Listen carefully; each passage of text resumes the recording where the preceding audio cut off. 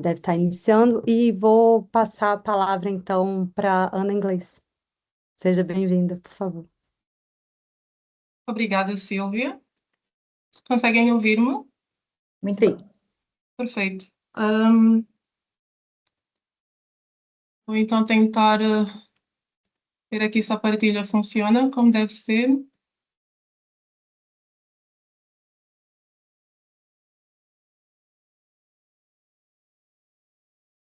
Conseguem ver?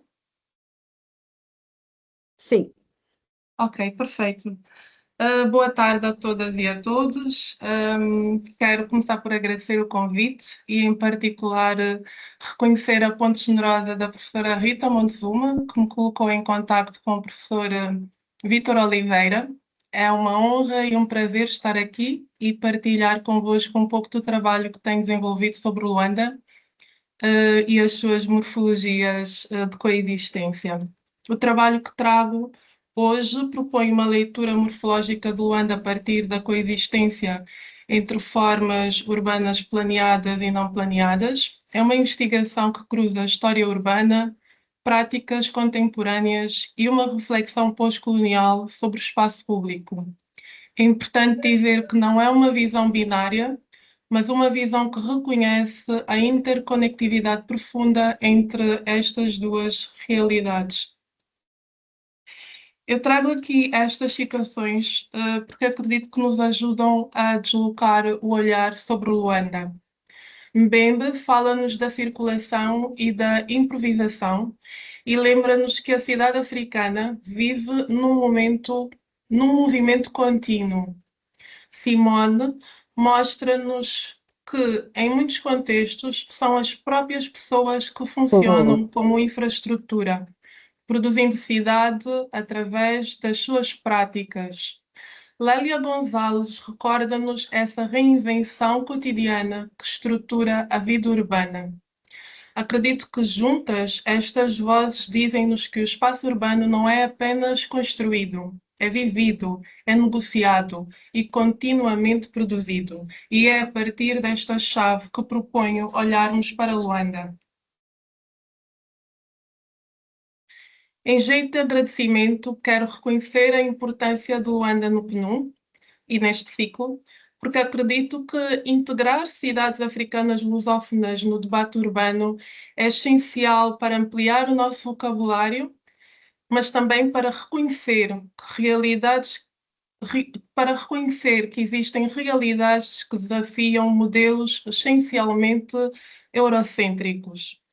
A leitura pós-colonial permite-nos compreender como estruturas herdadas convivem com práticas contemporâneas que não são desvios, no caso africano, mas modos legítimos de produção urbana. Luanda é uma cidade profundamente híbrida. A coexistência entre formalidade e informalidade não é exceção nessa cidade, é a sua condição estrutural. Ana, desculpa, os slides não estão a passar. Eu não sei se você passou ou se. Eu Estou a passar, passei, pois. eu passei. A gente não Não está estão vendo. passando. Tenta começar de novo, desculpa.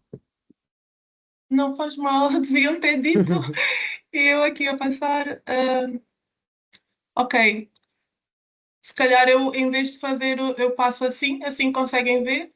Sim, sim, sim, sim, pode ser. Pronto, então em vez de reproduzir, eu Sim. vou passando com o mouse. Mas Pronto, o que Ok. se eu. calhar, se maximizar o slide, se calhar ele passa automaticamente. Pode ficar assim, porque eu pus o reproduzir e aparentemente não estava a passar, mas também não avancei muito. Eu falei aqui das citações de Mbembe, Simone e de Lélia Gonzalez, portanto acho que não há aqui um ruído muito profundo na apresentação.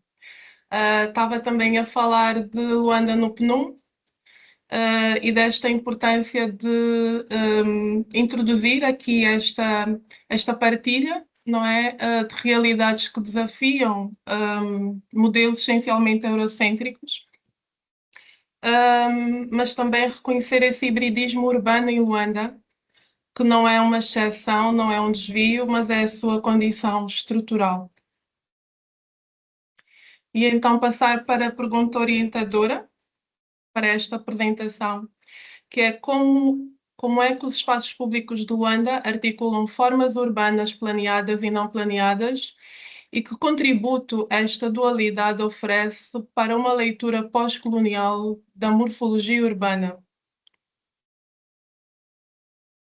Começa então olhando para a genealogia morfológica, onde a história de Luanda não começa com a cidade colonial, começa com pré-existências antes dessa cidade colonial, onde os assentamentos costeiros e os campos de trânsito que deram origem aos moceques moldaram a lógica de ocupação que persiste até hoje na cidade.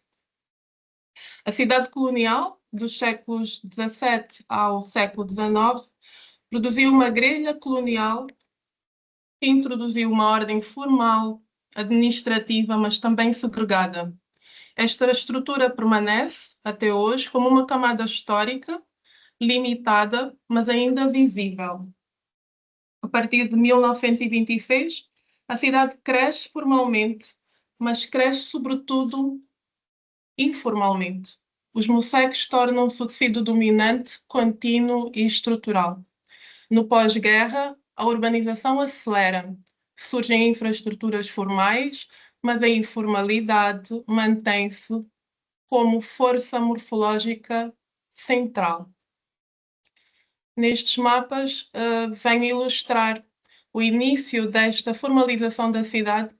A mancha aqui determinada é o centro da cidade, a baixa da cidade. Foi o caso de estudo do projeto de investigação, onde comecei esse projeto de investigação, e é possível ver como é que a malha urbana se foi estruturando, adensando, mas também empurrando para o interior do território as pré-existências, os assentamentos não planeados. E aqui à direita temos então o mapa da cidade já consolidada em 2023, mas que nesta malha não nos é possível ver com clareza onde a cidade formal termina e os assentamentos intersticiais não planeados coexistem nessa mesma cidade, e vamos ver isso um pouco mais adiante. Com isso temos então o que eu chamo de cidade dual. Hoje, Luanda é uma cidade dual. A cidade formal é histórica, limitada e concentrada. A cidade popular é expansiva, densa e territorialmente dominante. E é na relação entre estas duas camadas que o espaço público ganha centralidade. É importante percebermos que a intenção de integrar as práticas cotidianas populares não é recente. Ela vem desde a era colonial, onde mercados populares, como foi o caso do mercado do Quinaxis, foi integrado na malha urbana formal. Vemos aqui nesta imagem, onde os mercados populares nas periferias já existiam com as suas características e a sua diversidade, onde a venda ambulante é resiliente e persistente desde esta data, mas onde também os assentamentos informais sempre existiram em contraponto com a cidade formal, como se vê nesta imagem aqui no canto inferior direito. E quando olhamos para a malha formal, a malha urbana pura e dura, é difícil perceber, mais uma vez, o que é a cidade formal, construída, administrativa, e o que é a malha informal mais densa, talvez um pouco olhando para a densidade da ocupação do território.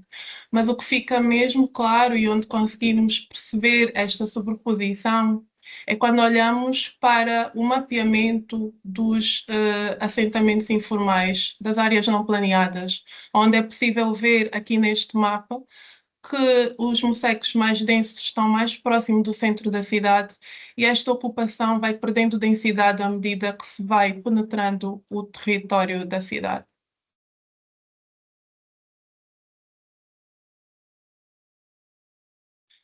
Proponho então agora olharmos para a mobilidade e a mobilidade informal. Temos candongueiros, que não são apenas transporte, são produtores de forma, criam corredores, centralidades e ritmos urbanos que o planeamento não previu.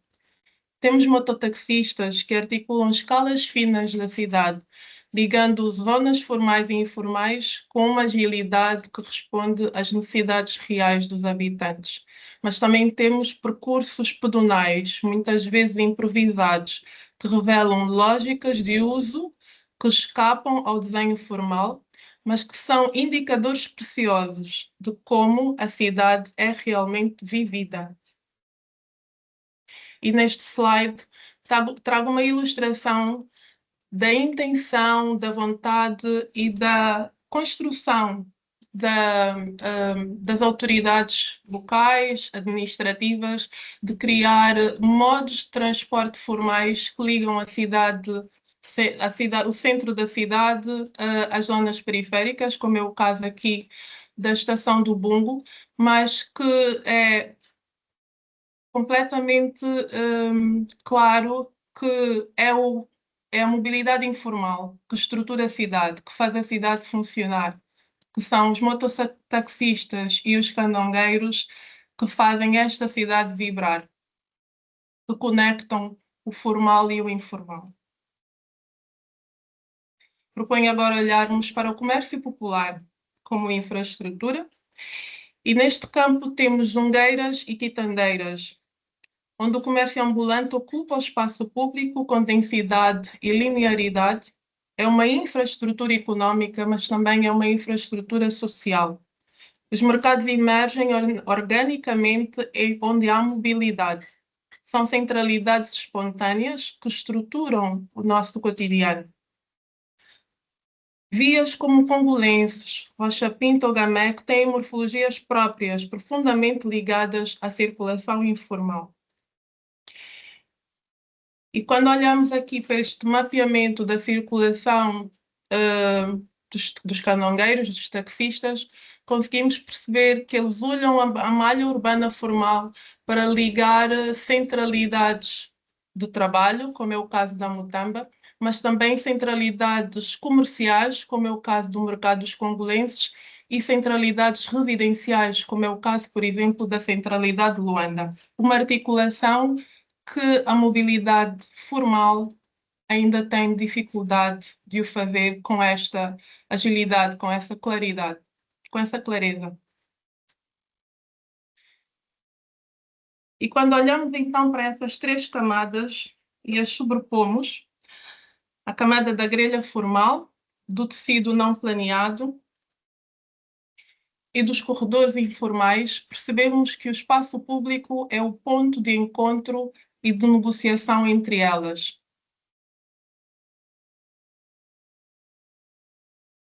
Este mapa síntese sintetiza esta coexistência.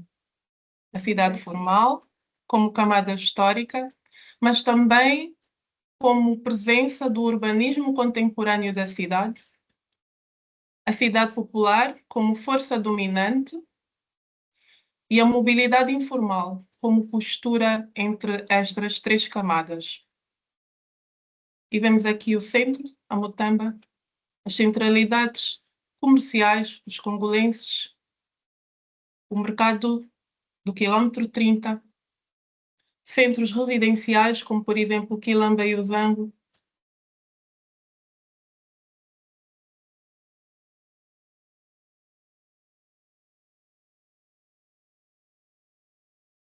e quando falamos então da morfologia da coexistência, do meu ponto de vista, ela convida-nos a olhar para três pontos: o hibridismo estrutural, práticas constitutivas e a necessidade de um vocabulário expandido. A dualidade não é conflito, é uma condição estrutural que produz cidade. As práticas populares não são marginais, são constitutivas da morfologia urbana da cidade. E um vocabulário morfológico pós-colonial que reconhece essas formas híbridas é necessário. E quando falamos aqui De um vocabulário urbano híbrido, estamos a falar do que esta imagem nos mostra. De uma cidade onde as manchas do Musex e a malha formal não são entidades separadas. São sistemas profundamente interligados pelo habitar, pela mobilidade e pelos espaços públicos. Não podemos intervir num sem compreender o outro. E isto remete-nos à ideia de ecologias urbanas híbridas, onde as cidades não são binárias, não são formal versus informal ou planeado versus espontâneo. São sistemas urbanos que funcionam na interdependência, que integram diferentes formas de habitar, de produzir e circular. E é aqui que penso que entra o terceiro espaço de que nos fala Omibaba, este entrelugar, onde lógicas distintas se encontram, se friccionam e produzem novas formas de urbanidade. É também o espaço social que nos propõe Lefebvre, o espaço das práticas vividas, das negociações, dos improvisos. E é também o espaço de Lélia, de Simone e de Mbembe que referenciei logo no início. Todos eles mostram-nos que a cidade acontece neste campo da coexistência.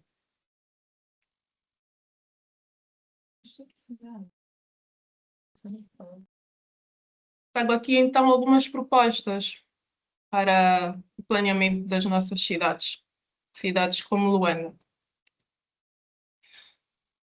O planeamento deve partir das práticas existentes e não contra elas. Deve reconhecer que os corredores informais da mobilidade e do comércio são infraestruturas e não exceções. A mobilidade relacionada com género e cuidado precisa de ser central na leitura da cidade. E é fundamental trabalharmos com várias escalas. A escala da cidade, a escala do bairro, mas também a escala do espaço público. Luanda é uma cidade de coexistências. O espaço público é a chave para compreender esta ecologia híbrida e para construir uma morfologia urbana verdadeiramente pós-colonial. Neste slide eu tenho aqui um pouco daquilo que fui expressando ao longo da apresentação. O transporte formal que circula por áreas periféricas e que convive com o comércio informal. O comércio informal que ocupa espaços na malha urbana formal. A informalidade nos espaços públicos. Um espaço que não é, por força das suas práticas, totalmente formal, nem totalmente informal. Onde, na realidade, o espaço formal e o espaço formal não são puros neles mesmos, mas são espaços que, pela sua interconectividade, precisam de um e do outro para existir. E aqui vemos a mobilidade informal no centro político de Luanda, fazendo este mesmo centro político funcionar. Isto é a Mutamba, onde também está o governo da província de Luanda, mais abaixo o Ministério das Obras Públicas, Planeamento e Habitação, que funciona de forma viva com essa mobilidade dos candongueiros. E fico por aqui. Obrigada.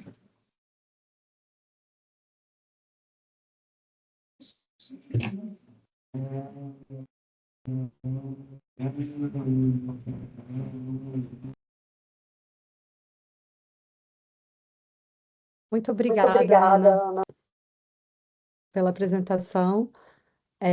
Vou passar, então, a apresentação da Ângela e depois a gente faz um momento de perguntas e respostas, para a gente ter um debate.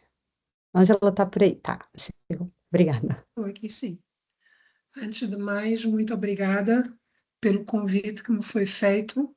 Endereço também aqui uma boa tarde a estas caras conhecidas. A Ana, pelo imenso prazer de revê-la, e Lídio, como sempre, companheiro de guerra, partner in crime, um cumprimento particular ao David, à Cláudia, portanto, e a todos os outros que nos estão também a ouvir. Eu vou então fazer aqui a partilha do meu ecrã para iniciar aqui a conversa. Julgo que já estejam a ver, certo? Sim, só não está ainda em modo de apresentação.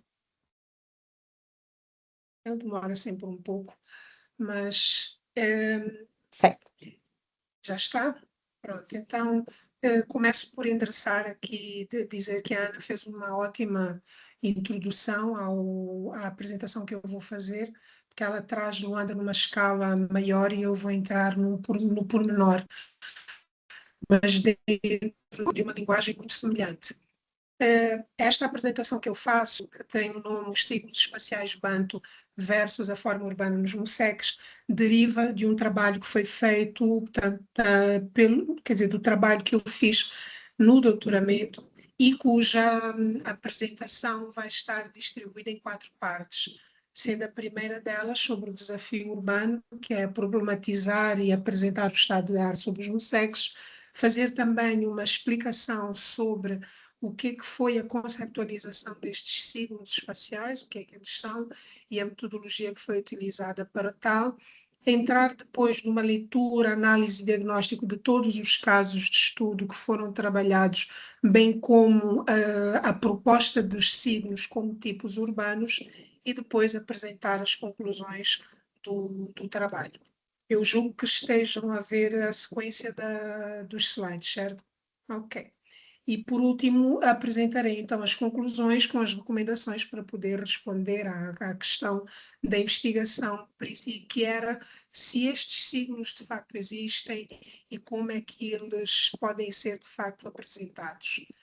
Para quem não conhece o contexto de Angola, eu vou passar muito brevemente. Portanto, Angola é um país que está localizado na região centro-austral do continente africano e em termos de imagem tem esta característica, portanto ela está integrada entre dois rios, não é? Que é a norte e a sul, mas é normalmente semiárida, úmida enquanto território, característica que faz com que a terra seja denominada como seca, é ferrolítica, tem aquela cor laranja avermelhada que todos nós conhecemos. No entanto, enquanto paisagem urbana, ela subdivide-se, grosso modo, em 2 contextos. Nós temos o centro da cidade, como a Ana já explicou, e depois nós temos toda uma paisagem muito híbrida hoje, que já não é aquela periferia colonial que era o centro e os MUSECs, então temos algo que anda ali a permear, onde ou temos o grosso da população de toda a mancha urbana, não estou a falar da cidade enquanto contexto político-administrativo, estou a falar da cidade enquanto mancha urbana, em que nós temos toda uma periferia que, de acordo com os estudos do INE, as projeções do INE apontam para aproximadamente 8.800.000 cidadãos, residentes ou cidadãos, vamos dizer, residentes naquilo que são os territórios denominados como MUSECs. Aqui levantam-se 3 desafios, que são os que fizeram com que, naturalmente, eu fosse atrás de respostas. O primeiro deles é o desafio da informalidade e desta categoria do espaço denominado assentamento informal. O segundo desafio é o desafio da integração, não é? Porque há um discurso todo à volta da inclusão, quando a inclusão também tem em si alguns aspectos segregatórios. E, por último, o desafio que parece-me o mais interessante e que é o que leva, que é o grande motor da investigação, que é o da intervenção. Como intervir em espaços com características morfológicas tão distintas. A partir daqui, olhando para os MUSECs, e esta imagem é muito conhecida, é de um fotógrafo que ele não é angolano, mas é quase como se fosse, é um búlgaro que cresceu em Angola, e que ele apresenta toda uma imagem em drone view da cidade de Luanda, em que nós vemos essencialmente isto. É uma cidade colonial que vai sendo premiada por todo um espaço autoconstruído, não é? Com características que andam mais ou menos indefinidas entre princípios de urbanização que não são ocidentais, mas que ainda não se conseguiu de forma estruturada e sistematizada tratar, não é? Então, Quando nós olhamos para esta mancha, que é um bocado informe, nós vamos atrás de algo, eu fui atrás de alguns estudos, e aqui eu apresento uma mescla que tem a ver com um trabalho feito pela Development Workshop, que é talvez o primeiro que começa a mapear os museques na cidade, em que há uma tradução muito interessante, em que ele começa por falar de museques antigos, museques novos, museques em transição, portanto anda ali à volta daquilo que são prováveis denominações tipológicas dos museques, e com base nesse estudo de Alan Kane e outros estudos também, principalmente de Miguel Amado, eu apresento aquilo que são as propostas em termos de forma do que são estes museques. Então nós temos os chamados museques estruturados, de acordo com os estudos de Amado, de Miguel Amado, que são aquilo que na época colonial e promovidos pelo Gabinete de Urbanização Colonial, eram chamados de bairros indígenas, que tinham categorias muito específicas e que eram inclusivamente até tipologias que eram copiadas pelo apartheid, portanto, por todo um sistema colonial de leitura de espaço. E depois nós temos os museques antigos e em transição, os museques periféricos, que, como disse a Anne muito bem, são menos densos e que apresentam uma característica, uma forma já que foge da linguagem mais euclidiana que dos bairros indígenas. Então este mapa e estas imagens acabam por mostrar esta diversidade de assentamentos que existem na cidade de Luanda. E aqui, pronto, há uma busca à procura, na altura do doutoramento, de como estudar esta diversidade morfológica. E, naturalmente, aquilo que, para todos nós que conhecemos o trabalho dos estudos de morfologia, ir atrás de autores como Panaré, Sola Morales, Hiller, Carlos Coelho, quer dizer, há sempre estes autores, não é, que desenvolvem estudos extraordinários, mas cuja ferramenta é absolutamente incompatível com o estudo de territórios como os territórios dos museques. E foi necessário ir buscar outros tipos de urbanismo, em que eu apresento aqui 13 imagens, em que nós temos um urbanismo mais saheliano, mais da região das civilizações de Sahel, que é mais antropomórfica. Eu trago aqui o exemplo de Dogon no Mali, e que também tem muitas semelhanças com os Yorubá, com o Ghana, com os Adinka. Há uma característica semelhante, muito virada para a antropomorfia. E, entretanto, há um outro tipo de urbanismo, que é o urbanismo totémico, cosmológico, que já entra dentro daquilo que são as expressões das civilizações banto e mais próximas da nossa região de Luanda, de Angola, como é o caso do urbanismo cosmológico do Congo, da civilização Congo. E aqui há toda uma literatura que foi estudada, em particular Fouquial Maniza, que é da Universidade de Kinshasa, e que é o pioneiro nos estudos sobre a Dikenga, e seguido por Robert Ferris Thompson, da Universidade de Yale, Wyatt McGivey, que é da Harvard College. Portanto, todos eles estudam a Dikenga de Akongo como um sistema ativo de pensamento e principalmente representante de uma cosmologia e de um pensamento de que o mundo e a forma e a imagem é circular. Portanto, isto não é necessariamente uma novidade acerca do sistema de pensamento e da cosmologia dos povos africanos de uma maneira geral. E a partir daqui eu começo a tentar construir este modelo teórico de como é que nós saímos de um sistema de pensamento, de uma interpretação filosófica que é feita por Foucault e por todos estes pensadores, até a uma interpretação espaciosocial. E aqui este elemento central, esta representação tridimensional central, que já é uma proposta minha, é a interpretação geográfica cardeal daquilo que é a interpretação filosófica dos 4 tempos do ciclo da vida, não é? Em que nós temos norte, sul, zen, nadir, este-oeste, nascente-poente, e temos aqui todos estes dois eixos de conexão entre a água e a árvore, que fazem a conexão entre o mundo dos vivos e o mundo dos mortos. A partir daqui, esta tradução vai para o território e nós entramos então naquilo que é a unidade morfológica que eu posso utilizar como base, que é a Sanzala ou o Quimbo, e eu trago aqui uma imagem que me foi apresentada pela primeira vez há quase 18 anos pelo Ilídio, que é uma imagem, creio eu, que um bocado estilizada de uma Sanzala, onde aparecem estes elementos de representação. Os tais pontos cardeais, o elemento central, que é onde está, que é a árvore, e depois o lumbo, que é o espaço à volta da árvore, que é normalmente um espaço aberto por princípio filosófico, não é? Onde se reúne a comunidade. Como é que nós traduzimos isto para uma realidade dos morcegos? Daí o tal título, dos signos espaciais até esta forma dos morcegos. É que estes três elementos, árvore, logrador, módulo, nós vamos encontrar como núcleo principal de organização do espaço. E aqui nós vamos encontrar um sistema habitacional triádico, que é esta célula, que se vai agregando de forma orgânica, biológica, é aqui uma meiose, em que vai construindo por associação as unidades de agregação até as unidades morfológicas e que vão então gerar aquilo que Jane Jacobs chama de complexidade organizada, que é um espaço, traduzindo muito superficialmente, que é um espaço cuja compreensão e absorção depende de um conhecimento real sobre os seus elementos.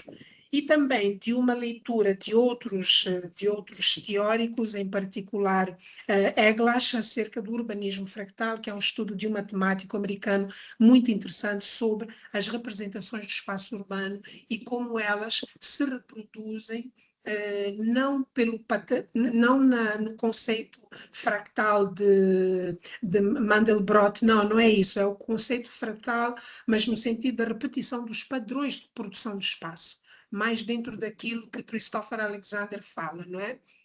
Bom, isto aqui é uma questão mais metodológica, falar de morfologia, também de matemática, de filosofia, de geografia, portanto, deste filme todo, não é? De um leque muito amplo, então, estudar os elementos e entrar no MUSEC, sair daquela escala maior em que se vê aquele pântano que não se consegue compreender o que é aquilo, até chegar ao elemento-chave, que é a unidade principal de agregação do espaço. Eu vou utilizar como objetos de estudo aqueles que são os denominados morcegos históricos da cidade de Luanda, que são as unidades habitacionais periféricas que são registadas em 1974 pelo Gabinete de Habitação, em particular pelo arquiteto Trofarrial, e que são os únicos, a nosso ver, que ainda têm, dentro da sua malha urbana, ainda têm elementos que vão traduzir esta tríade, este sistema triádico que eu falo no modelo teórico, porque todo o crescimento da cidade de Luanda tem uma ocupação que às vezes até é extraterritório nacional, logo a ocupação pode estar influenciada por outros valores que não necessariamente aqueles que eu vou estudar a partir da civilização do Congo. Então aqui há uma matriz de levantamento urbanístico que é feita a partir desse modelo teórico. Portanto, eu vou buscar um bocado a ideia de Philippe Pagneret, de Coelho, para tentar organizar esta matriz e vou identificar estas 4 categorias da unidade morfológica, as unidades de agregação, a via, a rua, a habitação, a edificação e fazer uma tradução. Portanto, não há edificações, mas há sistemas, não há ruas estruturantes, mas há redes rizomáticas, não há parcelas, mas há... Ou seja, fazer aqui uma leitura paralela daquilo que seriam os elementos do espaço.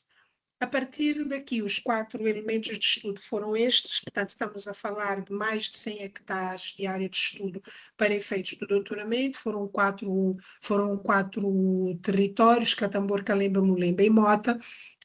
Isto aqui são algumas imagens só para trazer para o debate todo um conjunto de colegas, porque estes trabalhos nunca se fazem sozinhos, e trazer aqui também as imagens daquilo que ainda são os resquícios, que embora muito precários do ponto de vista do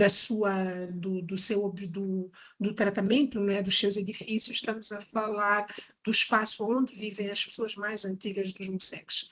Então aqui vamos conversar um bocado já a nível da forma. Não sei se eu ainda tenho algum tempo para falar, tenho 5 minutos, 10?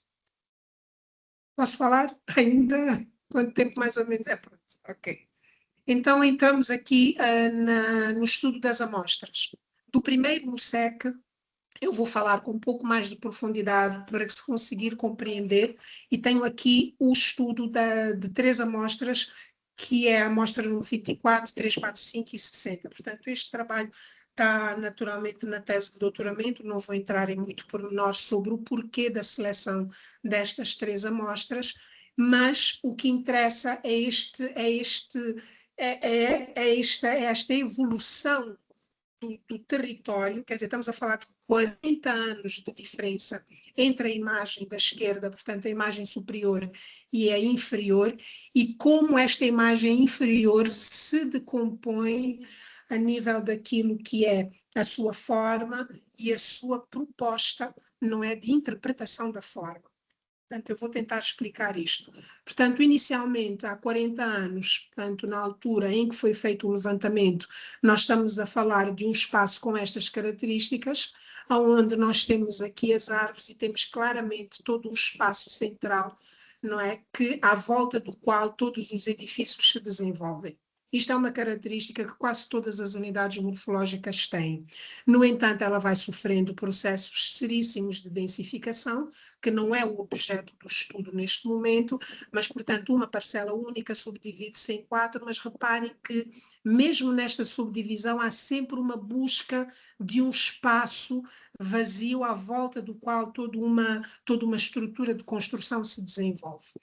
E nós temos aqui a visão deste espaço, não é? Aqui na decomposição do desenho. O mesmo, a partir daqui, desta decomposição, nós vamos ver que temos 4 amostras, em que cada uma tem o espaço construído aqui a negro e o cinzento, que é o espaço vazio, que se organiza de forma diferente.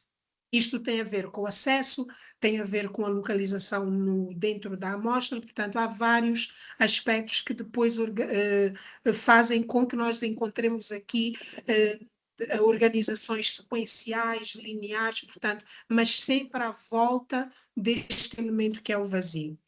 Nós depois temos na segunda amostra o mesmo exemplo, portanto vamos encontrar aqui a seleção de 2 parcelas em 1974, como é que ela evolui até 2022, 2023, que foi quando foram feitos os estudos das amostras, e como é que nós depois vamos encontrar até aqui, onde aparece E, F e H, a organização destas parcelas.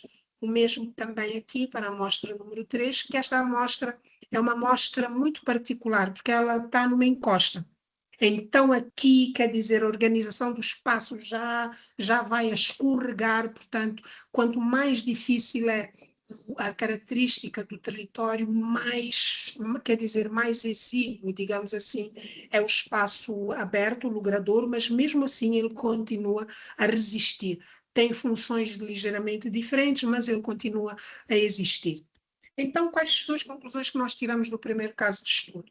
Identificamos 9 amostras e 2 tipos de composição. Uma que é sequencial, em que nós temos construção, logradouro, construção, não é? E ela pode ser linear ou angular, ou então nós temos a composição axial, que é aquela que acontece em terrenos mais difíceis, onde, entretanto, o espaço livre é periférico, portanto, ele acaba por desempenhar outras funções sociais, mas ele é claramente diferenciado, a composição axial.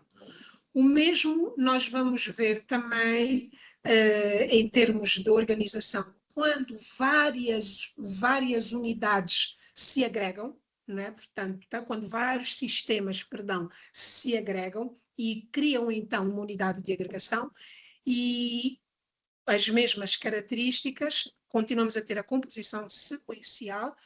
E depois, quando entramos nas vias, nós vamos encontrar aqui outras características em que nós temos a rua, que ela acontece sempre como consequência de duas unidades de agregação, portanto ela não é estruturante. Nós temos sempre, digamos, o sistema zero, que tipo com o doente zero, e depois tudo o resto que se agrega, criando depois uma lógica de organização do espaço em mosaico. Ainda dentro desta organização, eu não vou ficar muito à volta daquilo que são as características da rua, porque ela é muito densa, é muito complexa. Vou avançar para aquilo que são depois as respostas quando nós olhamos para a rua a esta escala.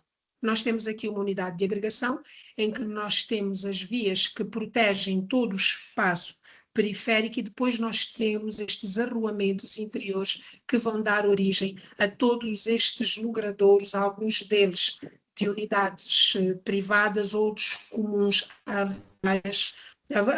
várias habitações. Isto é uma lógica de organização muito característica dos MUSECs, que nós vemos nos MUSECs, e que, em termos de estudo, eu consegui encontrar uma semelhança com os trabalhos de Stefano Bianca, que faz um estudo muito interessante sobre a organização sobre o urbanismo árabe, sobre o espaço das Medinas, que tem exatamente a mesma lógica de organização. Temos a rua que protege um interior, e é neste interior que acontece a vida comunitária. Quando nós fomos estudar as outras amostras, eu só trago aqui uma por uma questão de contenção de tempo, e trouxe esta, que é a Kalemba, que é um MUSEC perfeitamente central na cidade de Luanda. Nós vamos ter aqui também portanto, isto aqui é um dos MUSECs históricos. Esta mancha que aqui está é uma área de concentração dos edifícios onde se encontram as chamadas cubatas suburbanas, que foi uma tipologia classificada por José Retinha, que é um antropólogo muito conhecido com os estudos não urbanísticos, mas antropológicos e também naturalmente urbanos sobre Ruanda, e que escreve sobre a cubata suburbana em 1973.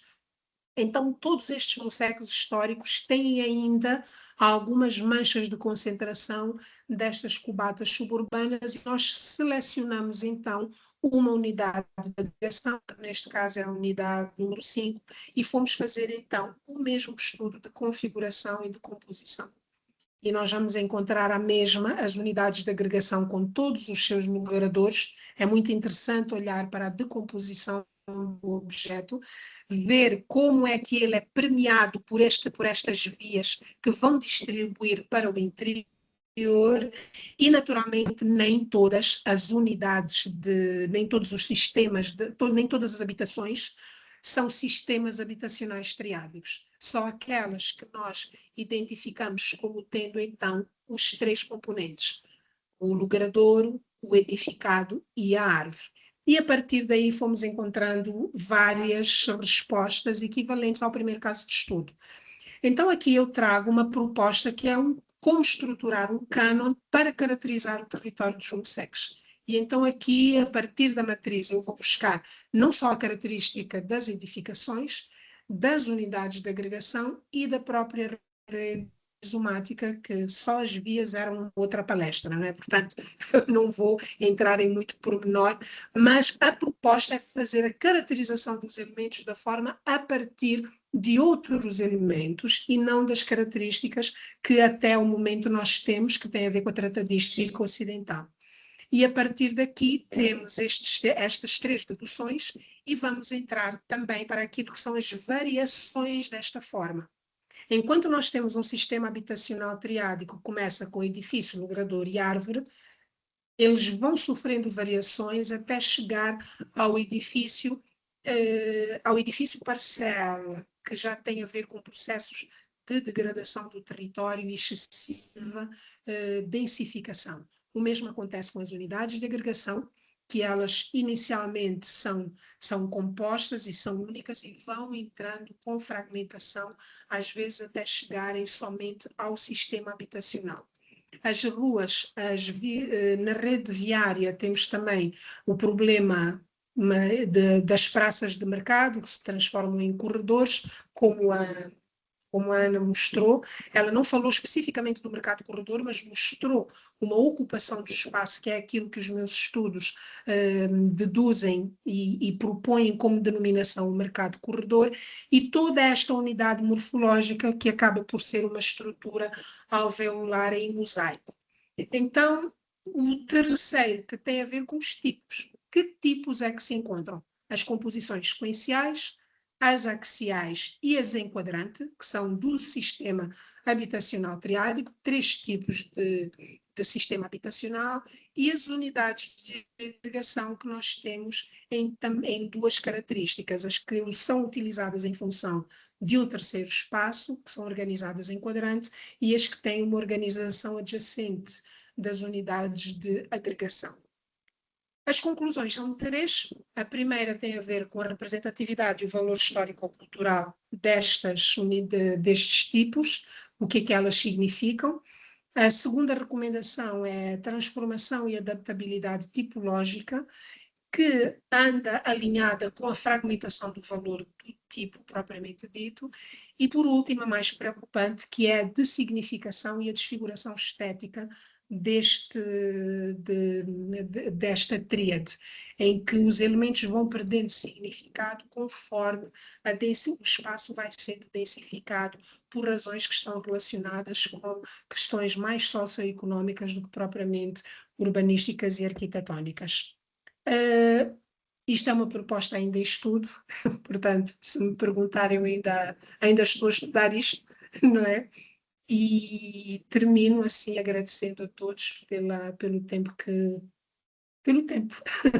Muito obrigada. Bom, muito obrigado a Ana e a Ângela, muito obrigado. Foram 2 excelentes apresentações, muito estimulantes. Estou certa que vamos ter agora um bom tempo para debate e por isso abro agora o espaço para as perguntas.